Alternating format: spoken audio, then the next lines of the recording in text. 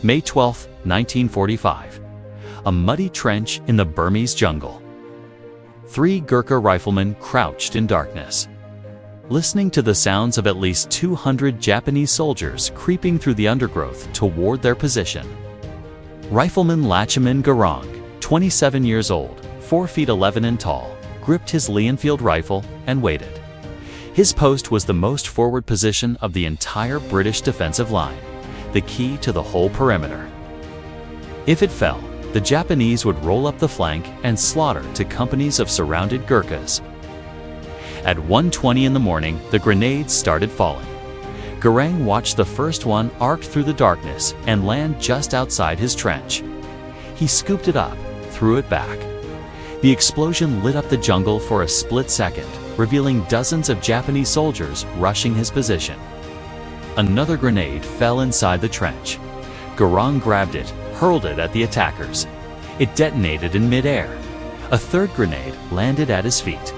He reached down, picked it up, and this one exploded in his hand. The blast tore off the fingers of his right hand. Shrapnel ripped into his face, destroying his right eye. Burns covered his arm, chest, and legs. The other 2 Gurkhas in the trench were wounded by the same explosion, and 200 Japanese soldiers were charging straight at them, screaming, firing, throwing more grenades. Gurung was bleeding, half blind, missing most of his right hand. Any rational soldier would surrender or die. Lachhiman Gurung grabbed his rifle with his left hand and started killing. For the next 4 hours, he held that trench alone, firing, reloading. Firing again, one-handed, screaming at the Japanese to come and fight a Gurkha. When dawn broke and the Japanese finally retreated, 31 enemy bodies lay in front of his position. 31 soldiers killed by one man with one hand. A man who, according to every rule of warfare, should have been dead in the first minute of combat. This is the untold story of the most incredible one-man stand in World War II history. From the mountain village in Nepal, where a boy joined the British Army to escape poverty, to the Burma campaign, where the Imperial Japanese Army learned what happened when you attacked a Gurkha who refused to die. From the moment a grenade destroyed his hand, to the 4 hours of hell that earned him the Victoria Cross.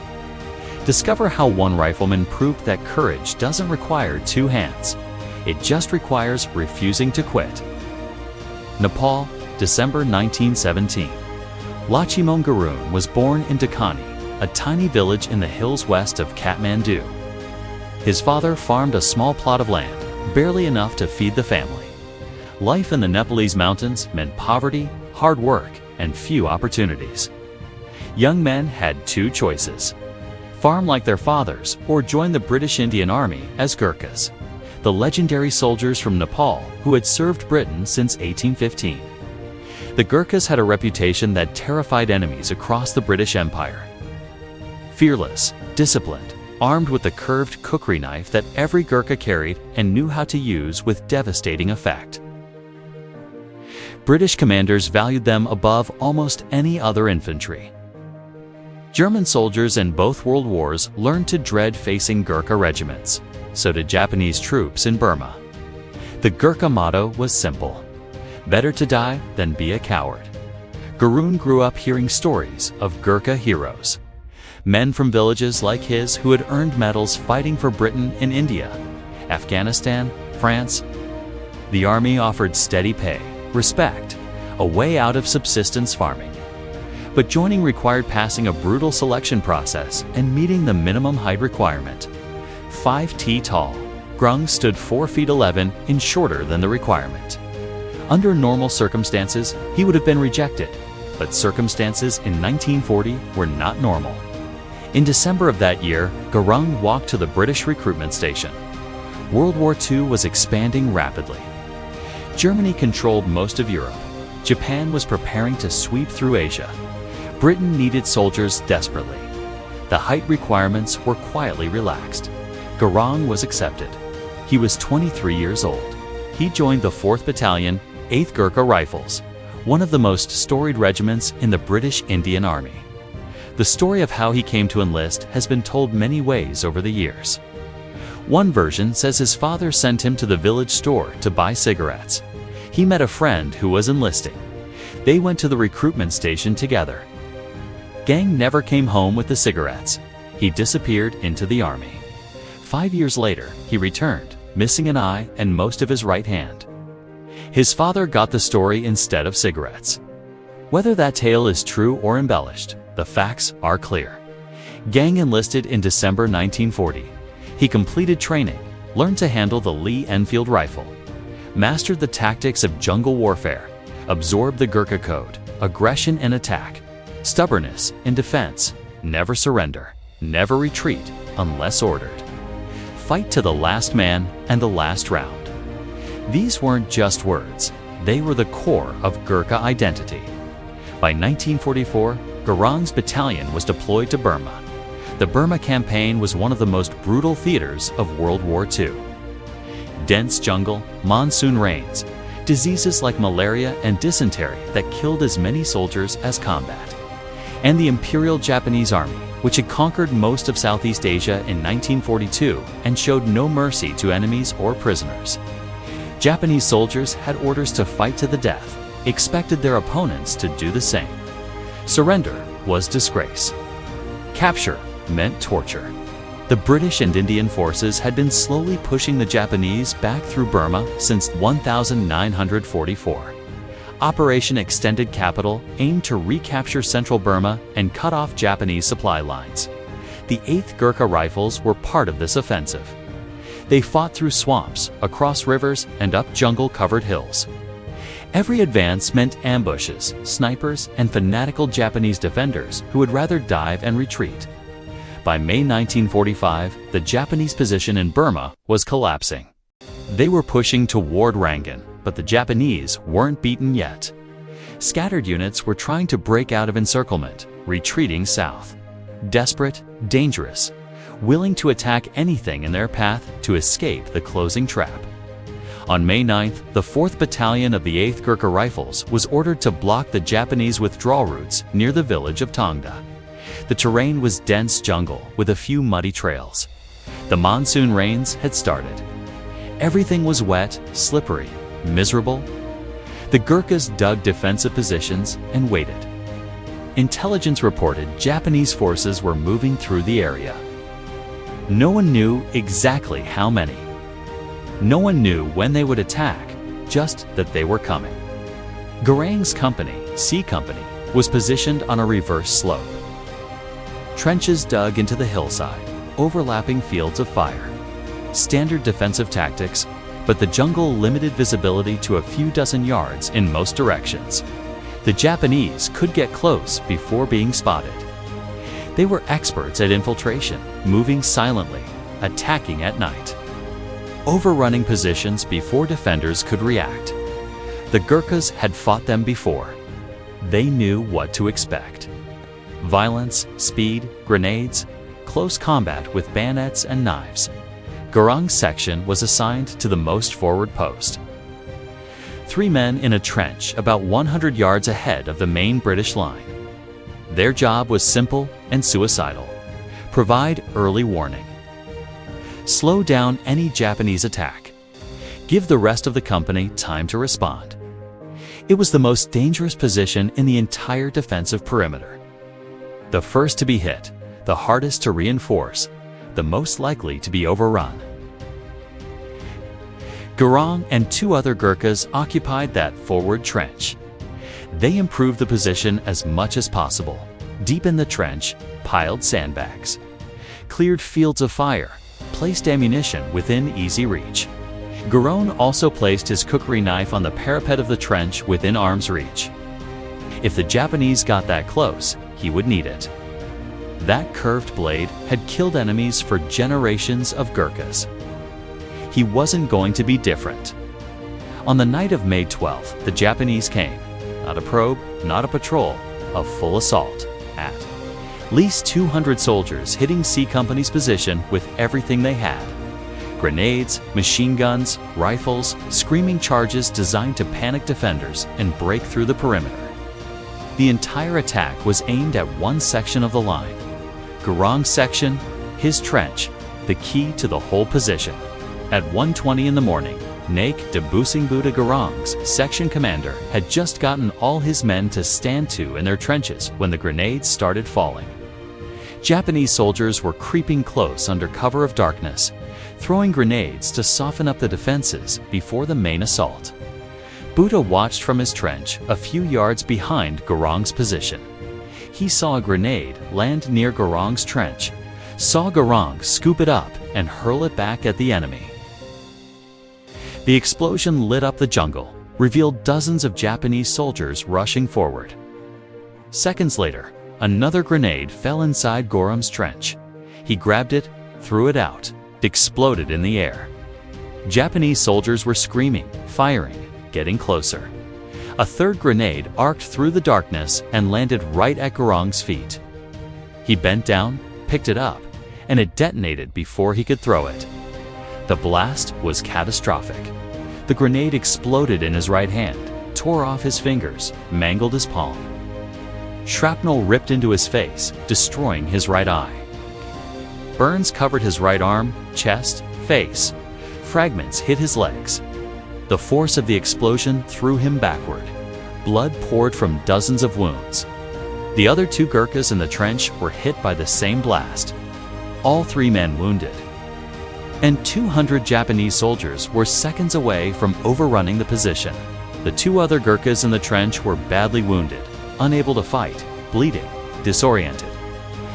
The Japanese assault was seconds away from overwhelming the position.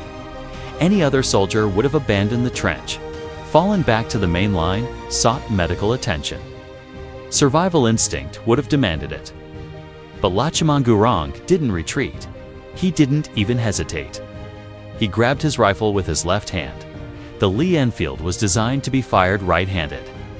The bolt action required the right hand to cycle rounds. Gurung's right hand was destroyed. A mangled mess of blood and bone. It no longer worked, so he improvised. He braced the rifle against his left hip, worked the bolt with his left hand, aimed with his one remaining eye, and started firing at the shadows rushing toward him through the darkness. The Japanese soldiers expected to find dead or dying defenders. They expected to overrun the trench in seconds. What they found instead was a Gurkha rifleman who was shooting back accurately, rapidly killing the lead attackers, screaming at them in Ga Kali, telling them to come and fight, challenging them, refusing to die. The shock of it stopped the Japanese advance cold for precious seconds, long enough for Gurung to kill several more soldiers, long enough for confusion to ripple through the Japanese ranks. The attackers adjusted. More grenades fell into and around Gurung's trench. He couldn't throw them back anymore. His right hand was useless. He pressed himself against the trench wall, let the explosions wash over him, took more shrapnel wounds, more burns, kept firing. The Japanese tried rushing the position. Gurung shot them down one after another. The bodies piled up in front of his trench. The dead became obstacles that slowed the living. From his position behind Gurung, Nike Davizing Bureau watched in disbelief. He had seen combat before. He had seen Gurkhas fight with incredible courage. But this was something beyond normal courage.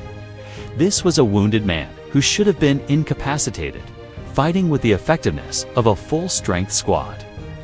Bora tried to send men forward to reinforce Gurung's position. The Japanese fire was too intense. Anyone who tried to reach that forward trench would be cut down before covering half the distance. So Gang fought alone, one man, one eye, one hand, against 200 Japanese soldiers who were determined to break through his position. The physical challenges were almost incomprehensible. The Lee Enfield rifle weighed 9 pounds.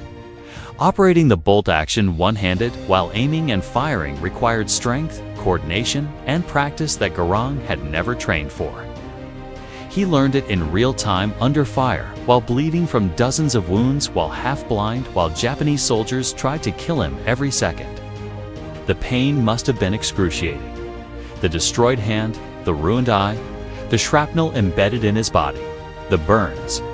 Combat injuries produce shock. Blood loss causes weakness. Most soldiers would have passed out from the trauma. Gurung stayed conscious through sheer willpower. He had a job: hold the trench, stop the Japanese, protect his brothers in arms. Everything else was secondary, including his own survival. The Japanese couldn't understand what was happening. They outnumbered the defenders at least 50-1.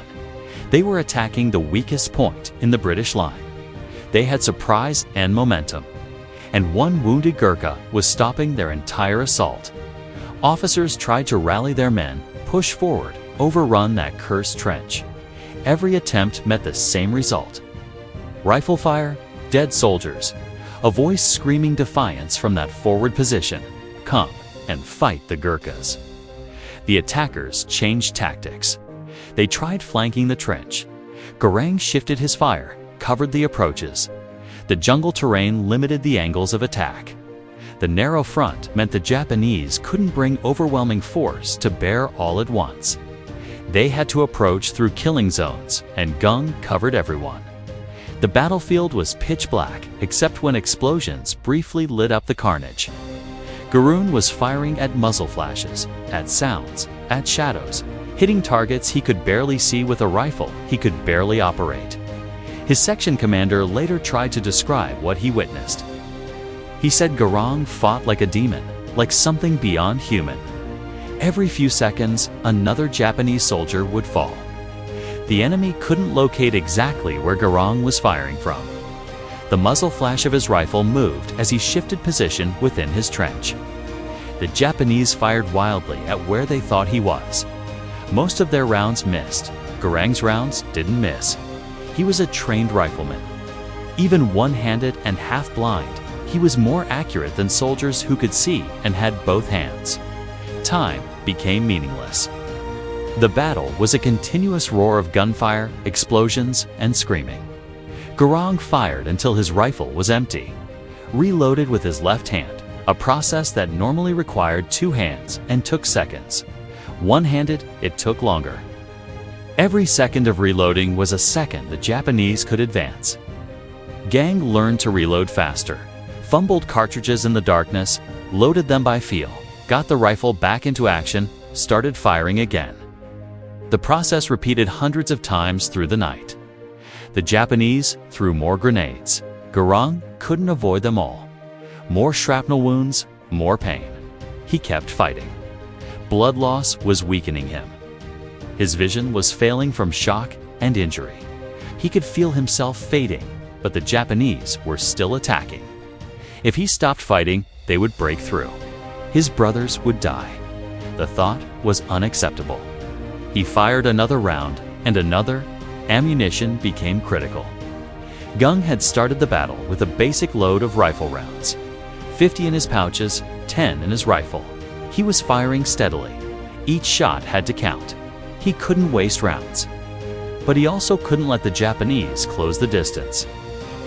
It was a razor's edge calculation. Shoot enough to keep them at bay. Conserve enough to keep fighting until dawn or reinforcements arrived. He had no idea how much ammunition he had left. He just kept firing until the rifle was empty, then reloaded, then fired again. Around 3 o'clock in the morning, the intensity of the Japanese attack increased. This wasn't desperation. This was a coordinated push. Officers had rallied their men for one more attempt to break through.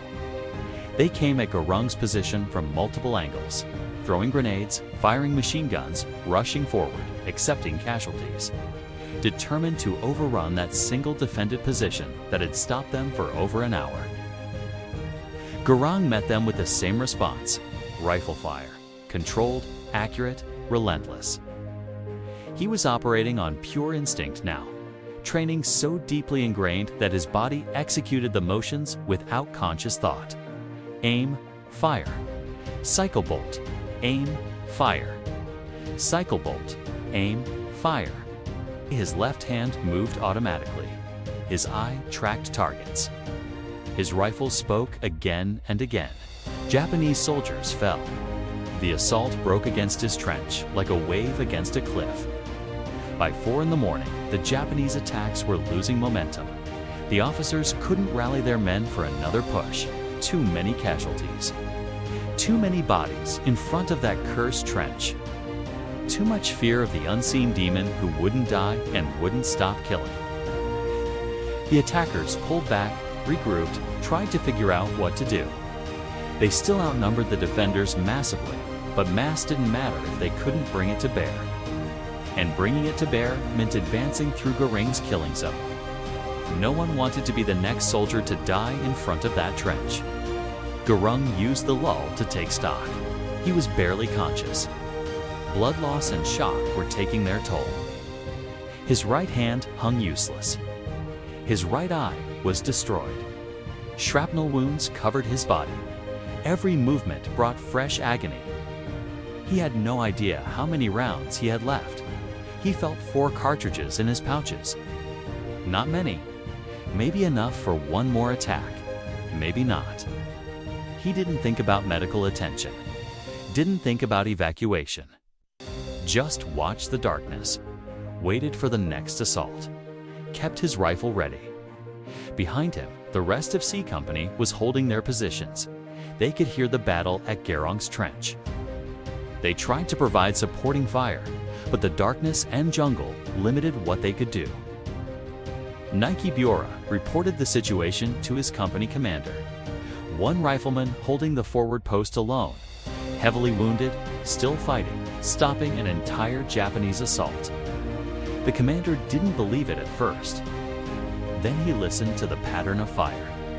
Single rifle shots, controlled, precise, coming from that forward position, still holding, still fighting. Reinforcements couldn't reach Gurung. The Japanese controlled the ground between his trench and the main line. Any relief attempt would be wiped out. So Gurung stayed alone, outnumbered, wounded, running out of ammunition, but still holding. The Japanese had committed their entire force to breaking through this one point. They had failed. One man had stopped them. A man who, by every rational assessment, should have been dead in the first minutes of combat. As dawn approached, the Japanese tried one final assault. This was desperation. They needed to break through before daylight, before Allied aircraft could spot them, before reinforcements arrived. They gathered their remaining strength, charged Gurung's position one more time, screaming, firing everything they had, accepting that many would die, believing that sheer numbers would finally overwhelm that single defender. Lachhiman Gurung met them with his last rounds of ammunition. He fired until the rifle was empty. Then he grabbed his kukri knife, the curved blade that every Gurkha carried. If the Japanese reached his trench, he would kill them with steel. One-handed, half-blind, bleeding out. He would fight with the knife until they killed him or he killed them all. Better to die than be a coward. But the Japanese assault broke before reaching his trench. The final charge faltered. Attackers fell. The survivors pulled back into the jungle. Dawn was breaking. The darkness that had concealed them was fading. Staying meant being caught in the open. Being slaughtered by Allied aircraft and artillery, the Japanese withdrew, melted back into the jungle. Left their dead behind, retreated from a position they should have overrun in minutes. As the sun rose on May 13th, Nike Debosing Bura and other Gurkhas rushed forward to Gurung's trench. They expected to find him dead. No one could survive that long under such intense attack while so badly wounded. But Lachhiman Gurung was alive, barely sitting in his trench, surrounded by empty shell casings. His rifle in his lap, his kukri knife on the parapet within reach. His right hand destroyed, his right eye gone, blood everywhere. He was still conscious, still watching the jungle, still ready to fight if the Japanese came back. Bura and the others pulled him from the trench, gave him water, applied field dressings to his wounds. The damage was catastrophic. Okay, his right hand would never function again. His right eye was gone. Shrapnel wounds covered his body. Burns needed treatment. He had lost massive amounts of blood, but he was alive and his trench had held. The Japanese had failed to break through. The entire C Company perimeter was intact because one rifleman had refused to let them pass. Medical evacuation came quickly. Gurung was carried to the rear. Field surgeons worked on him for hours. They saved his life but couldn't save his hand or eye. The hand was amputated. Just a stump remained where his right hand had been. The right eye was permanently blind. Shrapnel fragments were removed from his body. Burns were treated. He would survive, but he would never be the same. While Gurung was being evacuated, other Gurkhas examined the battlefield around his trench. What they found astonished them. 31 dead Japanese soldiers lay within a few yards of his position. 31 confirmed kills, all shot by one man with one hand in 4 hours of continuous combat. The physical evidence told the story better than words. Blood trails showed where wounded Japanese had been dragged away. Equipment scattered across the ground indicated many more casualties beyond the confirmed dead. Gurung had single-handedly stopped an assault by at least 200 soldiers. The recommendation for the Victoria Cross was immediate. Naik Debusing Bora wrote a detailed report of what he had witnessed. The company commander endorsed it. Battalion command forwarded it up the chain. This was the kind of action that defined heroism. One man holding an impossible position against overwhelming odds. Fighting despite catastrophic wounds, never retreating, never surrendering. Saving his entire company through sheer willpower and skill. If any action deserved the highest decoration for valor, this was it. The Victoria Cross citation was approved and published in the London Gazette on August 9, 1945. Just days before the war ended.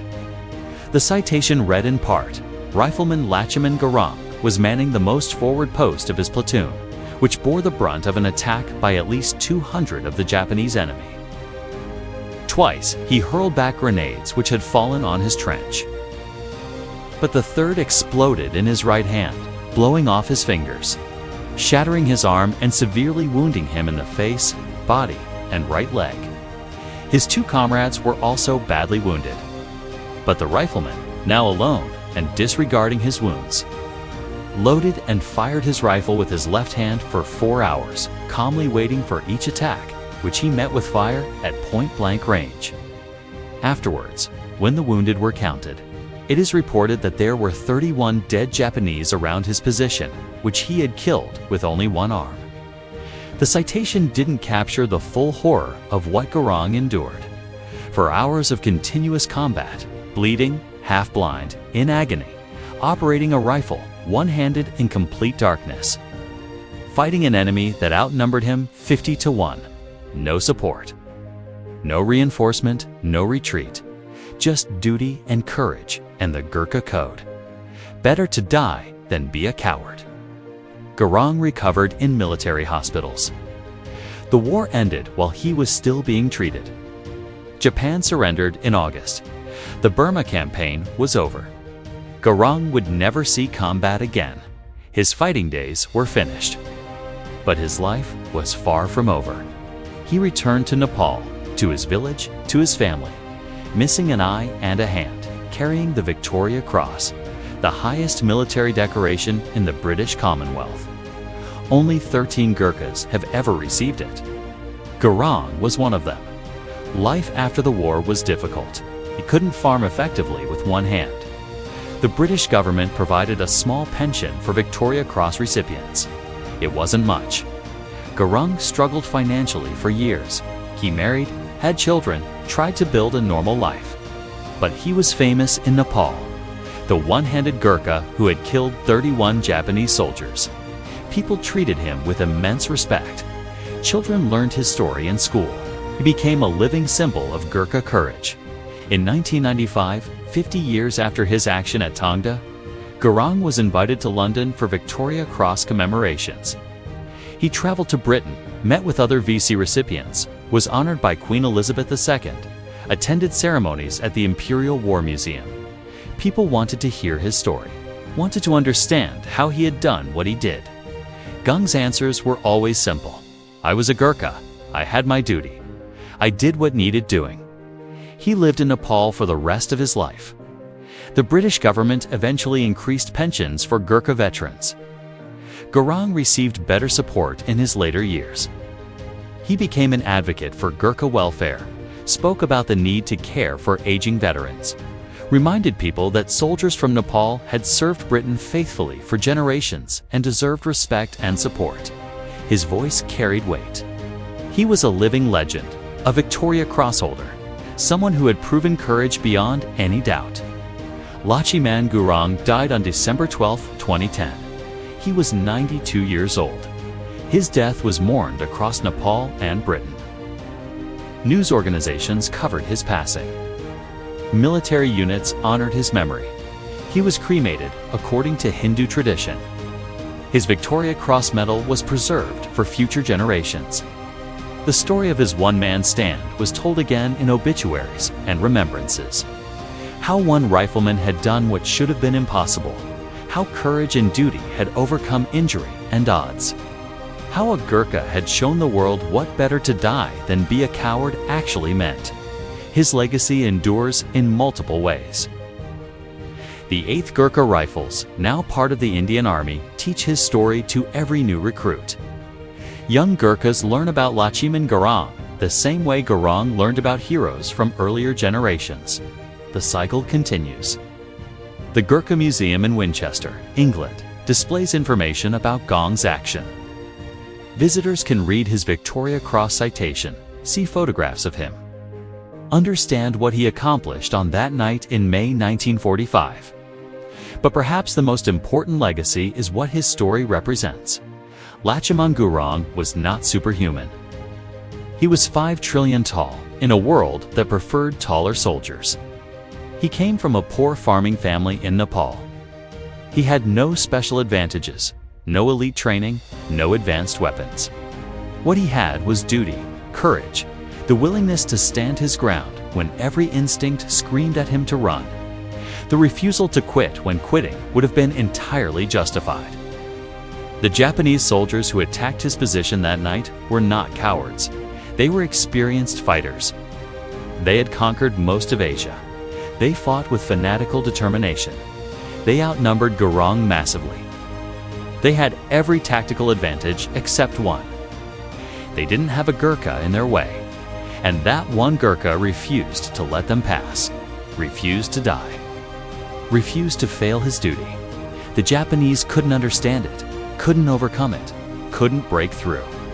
200 soldiers stopped by one wounded man who simply would not quit. Modern soldiers study Gurung's action in military mise, trying to understand the psychology of it, trying to quantify the factors that allowed him to accomplish what he did. The truth is simpler than the analysis. Gurung was trained. He was brave. He was committed to his brothers in arms. When the moment came, he did what Gurkhas have always done. He fought.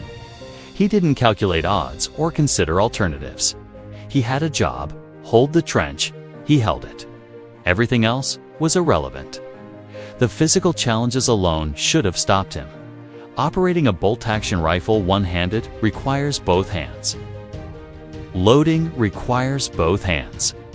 Aiming accurately with one eye in pitch darkness is nearly impossible. Staying conscious with catastrophic injuries and blood loss defies medical expectations. Gurung did all of it, not because he was invulnerable, but because he accepted no alternative. The trench would hold because he was in it. The Japanese would not pass because he would not let them. Simple as that. There's a temptation to view actions like Gurung's as aberrations, impossible feats that normal soldiers couldn't replicate. But Gurung would reject that interpretation. He considered himself an ordinary Gurkha doing his duty. Nothing special, nothing superhuman, just a rifleman who refused to quit. His message to future generations was clear. Courage isn't the absence of fear. It's fighting despite fear. Duty isn't following orders when it's easy. It's doing your job when it's impossible. Honor isn't winning. It's refusing to lose. The trench where Lachhiman Gurung made his stand no longer exists. The Burmese jungle has reclaimed that hillside. The battlefield is gone, the physical evidence eroded by time and weather, but the story remains, passed down through Gurkha regiments, taught to new soldiers, remembered by historians, celebrated by a grateful Britain and Nepal. 31 dead Japanese soldiers, 4 hours of hell, one hand, one eye. One Gurkha who simply would not die. When people ask how he did it, the answer is both simple and profound. He was a Gurkha. Better to die than be a coward. On May 13, 1945, Lachhiman Gurung proved that maxim wasn't just words. It was reality. It was duty. It was who he was. The Japanese learned that lesson the hardest way possible. And the world learned what one man with one hand could accomplish when he simply refused to quit. If this story moved you, we'd be honored if you'd like this video. Stories like these take days of research to bring to light. Your support helps us uncover more forgotten heroes from World War II. Subscribe and turn on notifications so you never miss another incredible story from the greatest generation. We want to hear from you in the comments below. Tell us where you're watching from, your country and city. Many of you served in the military or had fathers and grandfathers who fought in this war. Did you know someone who served with Gurkha regiments? Have you heard similar stories of soldiers who fought against impossible odds? Share your memories and thoughts below. Thank you for watching. Thank you for remembering these stories. Lachhiman Gurung deserved more than a brief mention in history books. He deserved to be remembered as the warrior he was.